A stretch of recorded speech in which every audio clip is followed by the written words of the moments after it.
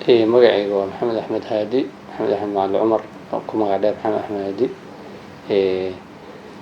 waxaan waxbarasho ka helay waddanka Sacuudi Carabiya, gaar ahaan jaamacadda Malik Sacuud ee magaalada Riyaad caasimadda ku taala. waxaan sameynayaa heerka masterka ama heerka takhasuska labaad ee jaamacadda anoo ka baxay jaamacadda Muqdisho ee dalka, kadibna fursad waxbarasho iyo deeq waxbarasho ka helay jaamacadda boqortooyada ee ku taala magaalada Riyaad xilligu markuu ahaa sanadii 2017. fursadaas waxbarasho kulley waxay noo saamaxday inaan waddankaas aan wax kaga barano. fursadda loo yaqaano full scholarship ama deeq waxbarasho oo dhammaystiran oo leh qaybaheeda kala duwan, gaar ahaan waxbarashadii oo aad free ku dhiganayso, noloshii, sanadkii tigidh aad waddankaaga ku imaan karto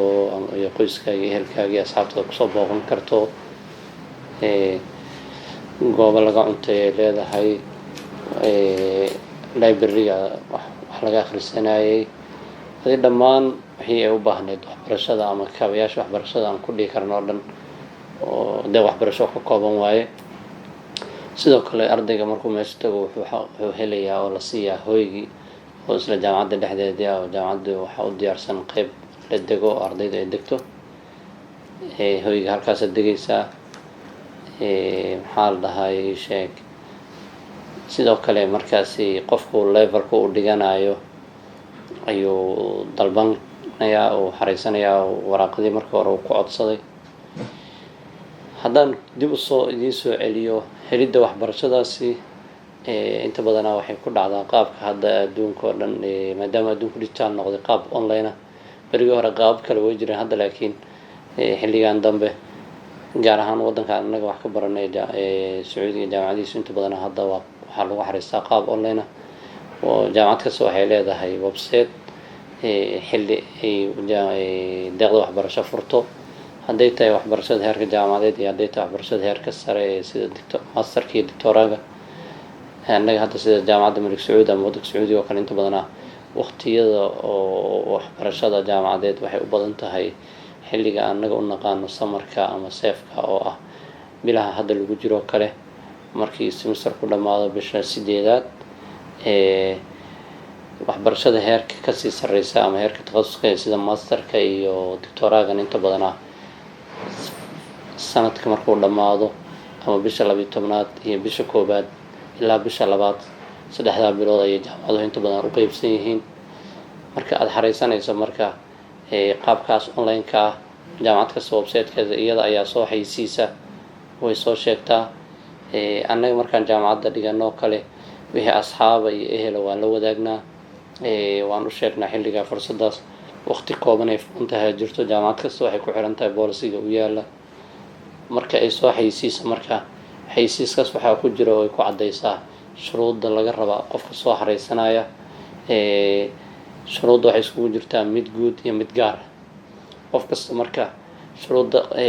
looga baahan yahay, sidoo kale waxay kale ku xayeysiisaa markaas wixii oo diyaar ama courseska available ah ee qofkaasi uu soo xareysan karo. xilligana waa lagu cayimaa oo ay tahay in lasoo codsado, ka bilaabanaysa waqtigaas kuna eg waqtigaas. kadib markaas waxay u furan tahay arday kasta oo adduunka oo dhan ah. ardayda Soomaaliyeed waxay qayb ka tahay marka adduunkaas. waxyaalaha aasaasi oo la iskaga baahan yahay way jirtaa marka aad deeqta waxbarasho aad dalbanayso, sida baasaboorka. hadee wax walba qasab u ah oo qofkii dee wixii lagu garan lagu aqoonsanay adduunka hadda wuxuu noqday waa baasaboor. waxbarashadaadii iyo shahaadooyinkii aad ku qalin jabisay, haddaad waxbarasho jaamacadeed dalbanayso sida shahaadada dugsiga sare, haddaad waxbarasho kasii sarreyso sida master ama doctoraad dalbanaysana kolba heerka aad joogto iyo heerka aad dalbanayso waxbarasho ku aadan. markaas shahaadooyinkaagii waxa kale oo ku soo raaci kara oo ay tahay inaad qofka u haysto waxaa ka mid ah wax kastoo caawinaya waxa kowka marka waxa loo yaqaan recommendationska ama aan afka carabi ku nahno tasgiyada, oo qofkii oo laga warbixinayo oo macallinkii jaamacadda soo dhigay professorkiisii qofkii dadka ugu dhawaaya waxbarashadiisii aqoontiisii xirfadiisii kartidiisii yaqaanay ilaa 2-3 recommendation qofku waa looga baahan yahay jaamacadaha adduunka oo dhan way ka siman yihiin waxyaalo shuruud gaar ah jiri karta oo ku xiran kulliyadda qofka uu dalbanaya ama course-ka uu markaasi oo rabo inuu codsado hadday engineering tahay iyo hadday tahay English iyo hadday tahay maxaa la dhahay sheeg kulliyadda dhaqaalaha hadday tahay kulliyadda beeraha hadday tahay kulliyadka marka kala duwan iyo qofka kulliyaddu dalbanayo hadduu ardaygu dalbanayo kulliyadda waxbarashada ama kulliyad tarbiya oo kale mid kasta waxay leedahay shuruud u gaara marka shuruudahaas u gaarka oo shuruudul qismiga loo yaqaan ama shuruudul kulliya iyo shuruud caamka oo ay ka rabaan qaybta waxbarashada sare waa anaga waxbarashada sare waxbarashada jaamacadeedna sidoo kale waxay leedahay shuruud ay ka mid tahay shahaadada dugsiga sare baasaboorka aan soo sheegnay warqadahaas kale ee loo yaqaano support documentiga ama waxyaalaha caawinaya qofka iyagana waa laga rabaa kuwaas marka waxay ka mid yihiin waxyaalaha qofku u saacidi kara inuu waxbarasho helo marka aad xareysato marka waxay leedahay waqti xadidan oo ay tahay in la codsado waqti xareynta markay dhamaato waxaa jira marka process ay marayso waqti ay qaadanayso processkaas marka wuxuu isugu jiraa aqbalaada hore oo ay ku aqbalayo maxaa la dhahaa kulliyadii aad dalbatay ama qismigii aad dalbatay ama qaybtii adiga aad si gaar u xareysatay ee course-kaaga quseeyey iyo aqbalaad ka dambeyso oo aqbalaada ugu dambeysa marka ugu dambeyso ilaa heerka ay kasoo noqonayso wasaaradda waxbarashada jaamacaddu markay ku aqbasho waxay u gudbinaysaa wasaaradda waxbarashada ayaa iyadana soo ogolaanaysa markay soo ogolaato ayuu qofku wuxuu helayaa aqbalaadii ama qabuul nihaayiga wax loo yaqaan ama aqbalaadii ugu dambeysay aqbalaadaas markay soo baxdo qofku wuxuu helayaa in jaamacaddu aqbashay sida intaas kasii horeysana qofku wuxuu helayaa emailkii uu ka xareystay uu ku codsaday in uu loogu soo diro in si hordhaca loo aqbalay processkana uu socdo haddaan dib ugu laabto marka aad xareynayso sidaan soo sheegnay waxaa loo baahan yahay documentiyo sidaas la mid ah waxaa loo baahan yahay oo qofku inuu leeyahay email uu ka dalbanayo oo emailkaas ayaa wuxuu noqonayaa midkay wax ku wada xiriirayaan jaamacadda uu dalbaday iyo isagoo shakhsi ah ma jiro wax hadda oo ama ehel u dhaxayn kara jaamacadii ama asxaab intaad u dirsato haddii karto jaamacaddaasi si asxaabi ugu soo dhamee wax walba adduunku hadda wuxuu noqday digital marka fursadda waxaa ka midaba inuu qof kasta hadda email uu samaysto ama uu leeyahay emailkaas uu ka codsan karo kaasu marka wuxuu ku helayaa jawaabta hordhaca iyo midda ugu dambeysa mid kastaba mar walbaba jawaabta iyo xataa mararka qaar haddii wax looga baahda dheeraada hadday cillad jirto mar walba meesha oo communication ka dhacay ay ka wada xiriirayaan jaamacaddii qaybta u qaabilsan ee loo yaqaano admissionka iyo qofkii codsadaha ah emailkaasu noqonaya marka waxyaalaha daruuriga ee dadka aan ku baraarujinayna ama ay tahay inaan kula talino waxaa ka mid ah qofki inuu horta email leeyahay oo hadduu email leeyahayna emailkiisa uu yahay dad baa waxaa jira emailkii intuu muddo ka moogaado ama uu isxiraayo ama iloobayo haddaan tagno marka jaamacaddii iyo hadda jaamacaddaan dhigana anaga Malik Sacuud arday badan oo Soomaaliyeed ay jirto horeyna ardaya uga aflaxday ka gudubtay oo ama heerka jaamacadeed ha noqdo ama heerarka sare ilaa doctoraaga ha noqoto arday Soomaaliyeed ayaa kasoo qalin jabisay jaamacadda markuu qofku tago wuxuu fursad u helayaa saan hore u sheegnay waxbarasho free ah inuu waxbarasho helo heerka uu dhiganayo ay ku xiran tahay waxbarashadaasi uu helayo waxbarasho tayo fiican leh oo aad u tayo sareyso jaamacadaha waxay ku jirtaa ugu horeeyo hadday noqoto wadamada carabta iyo hadday noqoto wadamada Asia ay ku taalo iyo hadday noqoto wadamada adduunkaba jaamacad tayadeedu sareyso waaye marka waxbarasho wuxuu helayaa waxbarasho aad u tayo sareysa waxbarashadaasi marka qofku waxay ka saacidaysaa inuu helo wuxuu ku haminayo wuxuu raadinayo oo ah inuu waxbarasho sare oo isagana kor u qaado maskaxdiisa dhisa aqoontiisu sare u qaada inuu helo waxbarashadaas uu helay waxa usii raacsan saan sheegna marka in noloshii oo kale jaamacaddii ay ka kabayso oo qofku wuxuu leeyahay pocket money oo bishii uu helayo wuxuu leeyahay jaamacaddu waxay leedahay hodheel weyn oo cuntada iyo loogu talagalay ardayda iyo sida aan sheegnay hoygii uu helayo waxaa usii dheer marka fursado kale heerarka waxbarasho ee saro kale qofkii inuu wuxuu helayaa inuu cilmi maaro noqdo research ama research inuu sameeyo cilmi baaris badan inuu sameeyo wuxuu fursad u helayaa hadduu baranayo kale cilmigan oo gacanta laga sameeyo inuu helo laabab waaweyn oo u diyaarsan oo uu qalabaadkaas iyo maxaa la dhahay iyo u dhammaystiran yahay agabkiisa inuu marka qofkii practice ku sameeyo cilmi baaristiisa uu sii horumariyo qof marka cilmi baaro ah inuu beri noqdo waa fursad kale oo usii dheer ardayga helaya jaamacadaha dibadda walow aan ognahay jaamacadaheena hadda dalka laftigooda inay barnaamijyada fursadahaas oo kale hadda ay ka jirto oo anaga markaan ka baxaynay baan cilmi baarista oo aan ku tababaranay jaamacadda aqoonteeduna maasha allah kulley waa midda aan la tagnay jaamacadahaas adduunka keligeena meehe arday badan oo soomaaliyeed oo wadamo kala duwan iyo meelo kala duwan jaamacado ka galay oo ama ka dhigta ama kasoo qalin jabiya ayaa jiro waxa ay marka fursadaas ku heleenna waa aqoontii ay ka kororsadeen jaamacadaha dalka iyada laftigeeda waan bogaadinaynaa waan ammaanaynaa waxaan sidoo kale u mahad celinaynaa dadkii kasoo qayb qaatay waa tahay muddadii waxbarashadaas deeqda ah ay kuu socotay maxaa ku kordhay oo ah dhankan dad la dhaqanka kala duwan iyo dhanka waayo aragnimada guud maxaa ku kordhay markaad waddan kala joogto aada umahadsan tahay dabcan waa og tahay oo dee markuu qofku meel kala tago wax kaluu la kulmayaa dad kaluu la kulmayaa wuxuu la kulmayaa dhaqan kale iyo culture kale oo ka duwan kii marka wax badan horta oo ku kordhaya oo maskaxdaada dhisaya ayay qayb ka tahay oo hadda waxaan la kulanay dad dabcan horta waa ummad wada umal carabiya loo yaqaano iyo umal calam alislaami laakiin waxaa kaloo la kulmaysaa dad kale oo kala duwan oo thaqaafo kala duwan iyo culture kala duwan wata jaamacadda waxaa jooga ardayda adduunka inta meel kasta oo ay yihiin waddan kasta waad arkaysaa waad la kulmaysaa waxay leedahay bandhigyo oo la sameeyo waxaasoo dhan marka waxay kuu suurtagelinaysaa ama waxaa jiro professorro kala duwan oo meelo kala duwan ka imaado wax kuu dhigaya iyaga intooda badanaa waxbarashada jaamacadda professorrada dhiga waa professorro kasoo baxay jaamacadaha adduunka gaar ahaan kuwa ugu sarreeya ee reer galbeedka sida maraykanka iyo yurub australia iyo canada marka adoo marka dadkaasoo dhan la kulmay waad dareemi kartaa marka dabcan waxaad la kulmaysaa thaqaafo kala duwan aqoon kala duwan adigana marka maskaxdaadii iyo aqoontaadii iyo fikirkaagii iyo wax badan ayay ku kordhinaysaa ay kugu siyaadinaysaa adiga laftigaaga dadkaasi waxaa ula tegaysaa dhaqankaagii oo midkii aada wadato oo dhaqan wanaagsanaa marka horeba ku salaysnaa dhaqan islaam ahaay oo diintaadii iyo ku salaysnaa iyo islaam ku salaysnaa marka waxaa meeshaas ka dhalanaya marka adna inaad dhaqankaaga gudbiso iyagana aad dhaqan wanaagsan iyo fikir iyo aqoon iyo wax badan aad kala kulanto midaas laftigeeda waa fursadda waxay ka mid tahay oo aan ka helay deeqda waxbarashada arday kasta oo aan u rajeey oo dibadda tagana aan ka rajeynayna inuu soo helo oo dee thaqaafada iyo dhaqanka ummadda kale wax badan ayay ka bedeshaa maskaxda bal ka waran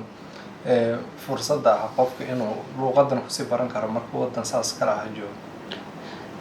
midda koowaad inta badanaa ardayga uu helayay kow ka tahay middaas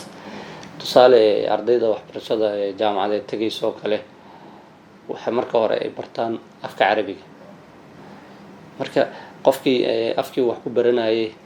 waa afkii carabiga marka si uu afkaasi oo wax ugu barto wuxuu marka hore kasoo aflaxayaa oo soo dhiganayaa ama uga soo gudbayaa macadka carabiga taas marka waxay u suurtagelinaysaa inuu luqad kale iyo af kala barto walow aan ognahay innaga ummadda soomaaliyeed inta badanaa inay carabiga ay wax ku barteen ay carabiga ku hadli karaan ay carabiga garanayaan oo yaqaanaan haddana fursad kale usii tahay oo af carabiga ku kulmi kara waxbarashada sare iyada luqada kale xataa ingiriiska waa lagu qaataa waa lagu dhigtaa iyadana waa sidoo kale waa fursad kaloo dee ardaygii hadduu ingiriis ku fiicnaa uu kor ugu sii qaadi karo hadduu carabi ku fiicnaana uu carabi kor ugu sii qaadi karo marka luqadda waxyaalaha laga kororsaday ka mid tahay jaamacadda anaga dhigano labada luqadba marka waad ka faa'iidaysaa haddaad dee aad ku dhiganaysa carabigana adoo carabi yaqaan carabigaaga kor buu usii kacaya waxaad noqonaysaa qof carabiga aada ugu fiican haddaad ingiriistan sidoo kale waxaa jira marka mararka qaar inaad la kulanto dad luqado kale ku hadlaaya luqadahaas kale laftigooda dhici kara inaad sii kororsato oo waxaan ognahay arday fara badan oo luqada kala bartay oo intay asxaab iyo arday iyo daris la noqdeen qolka kugu dhegan ama guriga dariskaaga ama galaaska waxaa kula fadhiya ama maktabadii library aad ku kulmaysaan arday Korea ama mid ka imaaday Shiine ama mid ka imaaday Turkey marka afkiisa kale uu watay iyo afkaagii ama ardayda galbeedka Afrika ka imaato kale oo Faransiis ku hadlaya ama arday laftigiisa Faransiis ka imaaday oo aniga baan saaxiib ahayn marka dadkaas oo dhan marka waxaad ka kororsanaysaa marka afkaas kale marka wuxuu ku noqonayaa aqoon kale kugu soo kortay afka Carabigana wuxuu kamid yahay wax koobaad ee badee fursada laga helay ee meesha laga barto maadaama bulshadii xataa ay ku hadlayso af Carabiga qofka marka waxa saacidaysa waxa waay bulshadii deegaankii aqoontii jaamacadii wixii marka waxa u suurtagalay inuu afaf kale kororsado oo ugu horeeyo afka Carabiga dhanka kalena dhanka mustaqbalkiisa xiriir xoogan oo halkaa uga asaasmaya ama dad kala duwan xiriir uga bilaabana ها سوينا عن طبعا waxaad la kulmaysaa dad kala duwan oo aad wax la baranayso oo jaamacadii kula dhiganayo marka waxaad yeelanaysaa saas sheegtay xiriir kala duwan oo waxaad asxaab la noqonaysaa dad adduunka kala duwan shalay markaad dhiganaysay jaamacadda waddanka aad ku dhiganaysay inta badan dadka aad wax wada baranaysaan waxay ahayn dad walaalaha oo Soomaaliyeed hadda marka waxaad la kulmaysaa dad kala duwan oo wadamo kala duwan ka imaaday hadhow marka aad kala tagtaan waxaad noqonaysaa dad walaalaha oo meelo kala duwan jooga marka waxyaalaha lagu tilmaamay kamid tahay waxbarashada markii la aaday dibadda ambassadors ama safiir oo kale dibadda ka imaanaya inuu qofkii yahay oo marka adiga aad Soomaaliya ka tagto qof Turki ka imaadaad la kulmaysaa qof ka imaaday Canada aad la kulmaysaa waxaa jaamacadda dhiganaya Shiina mid ka imaaday waxaa dhiganaya mid Malaysia Indonesia ka imaaday marka hadhowto waxa dad far badan ay leeyahay aniga waxa dariskayga ahaa arday Indonesiana mid Europe ka imaaday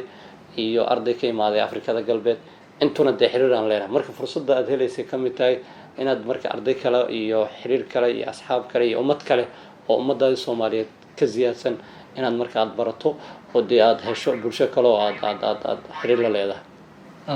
waqtiga arday halkaas wax ka baranaya sida jaamacadaas tala Sacuudiga kale sabab noqonaya mid ciriiri ah ama fursado maxaad si raadin kartaa online waqtigaaga waa sidee waqtiga horta guud ahaan de waxa waaye waa fursad horta Ilaahay qofka siiyay oo ay tahay inuu ka faa'iideysto jaamacadda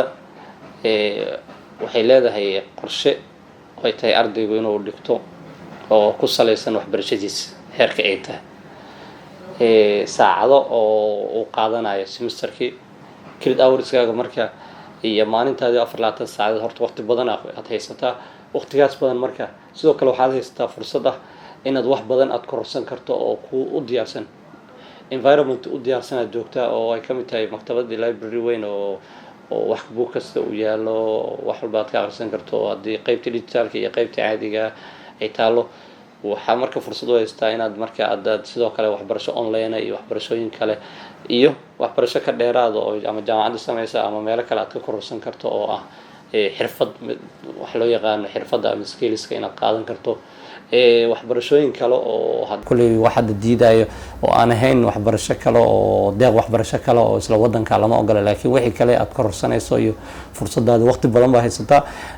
goobtii aad waxaas oo dhan kaga faa'iideysan lahayn waa joogtaa marka fursadaha waxay kamid tahay iyadana deeq waxbarasho laga helayo dhanka waran ardayga caafimaadkiisa oo kale iyo dhaqdhaqaaqiisa ama socod uu samayn karo jaamacadda ka baxsan ardaygu marka uu tagayo wuxuu haystaa fursad ah inuu caymis caafimaad ku jiro walow haddana fursad kale sii tahay jaamacaddu ay leedahay isbitaal weyn oo public hospital oo dowladda ay maamusho laakiin jaamacadda iyo iyada iska leedahay oo laakiin marka hore wuxuu ku jiraa inta badan jaamacadaha adduunka oo dhan tan kaliya ma jaamacadaha markuu ardaygu aaday caymis caafimaad ku jiraa marka caafimaadkiisa iyo wixii la xiriiro oo dhan fursadaas haystaa ama waxa loo yaqaano caymiska caafimaadku haystaa isbitaalka inta ku yaala marka qof caafimaadkiisa waxa way laga warhayo oo caafimaad qabo marka hore uu tagayana soo caafimaad qaba tagay una rajaynayeen inta badan ardayda inuu Ilaahay iyagoo badqaba ka soo celiyo laakiin caafimaadka cilad kama jiro dhibaatana kama jiro sidaas la midana fursadaas haystaaba inuu caymis caafimaad ku jiro oo haddii wax la soo dirsay inuu isbitaalkaas Ilaahay isbitaal banaankan uu heli karo waxaad i weydiisay oo kale midda ah ardayga dhaqaaqiisa. ardayga hadda waddanka Sacuudiyan joogno markuu ardayga tagaba durbadiiba waxaa la siiyaa deganaansho ama iqaamadaas waxay u saamaxaysaa marka inuu waddanka meeshuu rabo uu ka mari karo, uu tegi karo, kuma xadidna marka jaamacadda keliya. hadday tahay magaalada annaga hadda tusaalahaan waxaan joognaa Riyaad, magaalada Riyaad oo kale dhexdeeda ku socoshadeeda waqtiga aad doonto iyo meesha aad doonto, ama guud ahaan Sacuudiga oo hadda ay ka mid tahay fursadaha oo hadda waddankaas ku haysan. waxaa ka mid ah in xarameynkiina ku yaala. hadda marka dad baahatay in xarameenkii tagta ama cumro ama ka aado ama Madiina masjidka rasuulka aad soo booqanayso iyo qabriga rasuulka calayhi salaatu wasalaam aad soo booqanayso, iyo guud ahaan waddankaas haddii ehel ama asxaab ama meelo aad rabto xataa goobo taariikhiga ku yaala, goobaha taariikhiga aad rabto inaad soo booqato, goobaha taariikhiga aad rabto inaad soo booqato, safar gaagaaban hadday kusoo galaan intuba fursad oo haystaa. hataa haddaad u baahato inaad meel kale oo ka baxsan inaad tagtona oo dee u haysato ogolaanshana waad tegi kartaa. marka wax cadaadisa ama wax xadidaya ardayga ma jiro, fursadaasuuna haystaa. intuu deganaanshaha haysto waddanka meeshuu rabo ka mari karaa, wuxuu rabana dee kolley wuu ka baran karaa oo kororsi ah. marka ardayda wax ka baran karaa dhanka wadamada markaan fiirin ma wax xadidan ba hadda Soomaaliya kale arday intee lag bay qaabilaysaa jaamacaddu? horta dee adduunka oo dhan jaamacad markii ama waddan markuu deeq waxbarasho bixinayo kolley qaab wuxuu ku saleeyaa koota loo yaqaano ama wuxuu ugu talagalay oo ah waddan walba qoonduu leh. marka waddanka kolley qoondo uu leeyahay, laakiin jaamacado kala duwan baa la dhigtaa. jaamacadana waxay ka mid tahay jaamacadahaas. jaamacado fara badan oo waxaa jira ardaydu ay aada u badan yihiin markii loo fiiriyo anaga jaamacaddaanada oo naga badan. tusaale ahaan jaamacadda Madiina oo kale, jaamacadda isla magaalada Riyaad ku taalo oo la yaqaano jaamacadda imaam cabdiraxmaan bin maxamed bin sacuud, jaamacadda imaam sacuud, ama Soomaalida inta badan caan ugu tahay jaamacadda imaam in la dhaho. arday fara badan aad joogto. marka kolley number wuu jiraa qoondo oo waddanka uu leeyahay, laakiin hadda intaas oo arday oo ama 5 ama 4 ma aha, waa arday badan oo anagoo kale hadda 20 kor dhaafayna. jaamacadahaas kalena kolley sida aan xogta ku hayna ama warka ku hayna ama markaan tagno kale aan arkayna waa arday 100 ka badan. dhanka heerarka waxaan luuqado xitaa waan arkay qayb luuqada lagu haysanay leeyahay hal la codsado, iyo heerarka kale jaamacadda oo sida bachelor, master, PhD kulli ma la wada helaa luuqad kulli wax intuba waa la helaa. ardayda qaar ee luuqadda rabto inay barato luuqadday dalbadaan way helaan, arday fara badan oo luuqadda. waxaa kaloo jira arday oo jaamacadda dalbada oo jaamacadda ka bilaabay way jiraan oo ama ka qalin jabiya ama haddaba dhigta bachelor ha. arday waxbarashada kasii sareysa sida masterka iyo doctorahana dhigta way jiraan, ama anigaba ka mid ahay iyo kuwa kasoo qalin jabiyo oo aan garanayno oo ilaa heer doctora. waxaa kaloo fursad ah oo waddanka oo fursad ka jirta ah in ardaygu carabiga markii macadka carabiga uu bilaababa uu heli kara inuu waxbarashadiisa hore usii wato hadduu noqdo dee ardaygii dadaalo oo ka guungaara waxbarashadii macadkaas. markuu macadka soo gudbaba inuu waxbarashada jaamacadda helo, inuu haddana master sii helo ilaa doctora. wayna jiraan oo waan haynaa maxaa la dhahay arday intay hoos kasoo bilaabeen ka gudbay kulli ilaa doctora gaaray ama master kusoo dhammaystay. marka fursadaas laftigeeda waa fursad oo qofku kuma xadidna carabi macada kaliya. way jirtaa qof carabi soo dhigtay markuu dhigtana dee iska soo laabto oo dantiisu macadkaas ama afka carabiga ahaa oo af carabi inuu barta rabay. arday jaamacad markuu soo dhigtay markuu dhameeyay kasoo tegay wadankii, ama kuwa haddaba dhigta oo jaamacad kaliya raba, iyo ku waxbarashada sare masterka iyo doctoraga oo way jiraan. waxaa kaloo jira fursadaas inuu qofku hoos intuu ka bilaabo inuu ilaa levelka uu saamaxdo ama uu gaari karo uu soo dhigto intuu waa la helaa ama way jiraan. bal ka waran ardayga Soomaaliya wax ku bartay markaas halkaas uu tagay la qabsiga ardayda qaar waxa laga yaabaa inay ka cabsanayaan in la qabsadaan waddanka waxbarashadiisa. of course horta way jirtaa oo dee qofku meel ka duwan markuu tago oo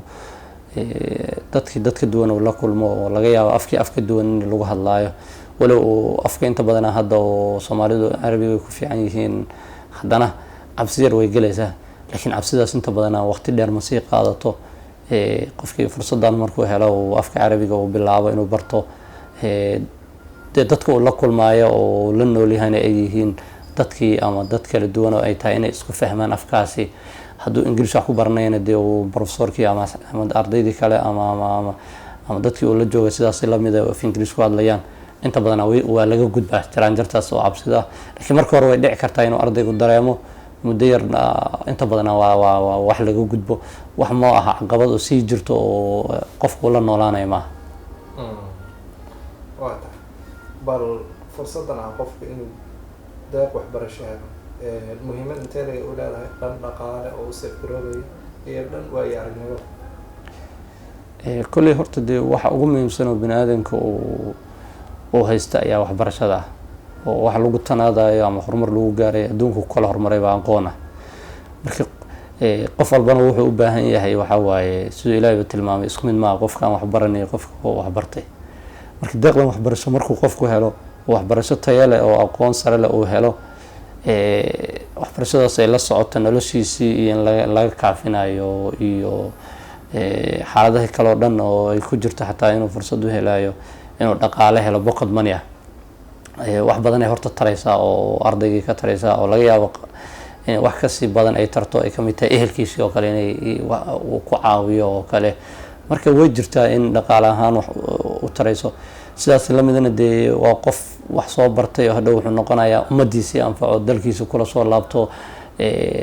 dalkiisii waxbarashadii ay ka sugayeen aqoontii ay ka sugayeen intuu kula soo laabto iyaga wax tara. marka fursad weyn oo waxa waaye aan u rajeynayno in laga faa'iideysto inta haysato dhan ay ka faa'iideystaan.